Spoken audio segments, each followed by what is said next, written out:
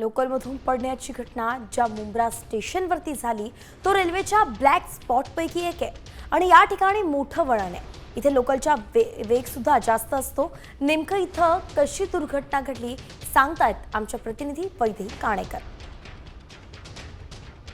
असलेली लोकलच मुंबईकरांसाठी आज डेडलाईन ठरलेली आहे, कारण आठवड्याच्या पहिल्याच दिवशी सकाळी 9 वाजल्याच्या सुमारास याच मुंब्रा स्थानकाच्या ट्रॅकवर जवळपास 12 ते 13 जण जे आहेत ते पडले होते।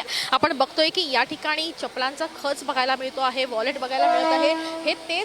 हे दृश्य तेच सांगतंय की कशा पद्धतीनं हा अपघात झाला असेल। आपण बघतोय की रेल्वेचे हे जलद मार्गाचे ट्रॅक्स आहेत। समोरच्या साईडनी जर आपण बघितलं तर कसाऱ्याकडे जाणारी ही रेल्वे ट्रॅक आहे, तर तिथून अगदी विटीच्या दिशेला जाणारी देखील ही रेल्वे ट्रॅक बघू शकतो। आणि या दोन्ही ट्रॅकवर रेल्वे अगदी वेगानं धावत होत्या आणि दरम्यानच्या काळामध्ये बाहेर लटकत असलेल्या प्रवाशांच्या बॅगा एकमेकांना आदळून त्या ठिकाणी बॅलन्स जाऊन हे प्रवासी रेल्वे ट्रॅकवर पडले असल्याची माहिती रेल्वे प्रशासनाकडून देण्यात आलेली आहे। कॅमेरा पर्सन नितीन वैदेही काणेकर, साम टीव्ही न्यूज, मुंब्रा।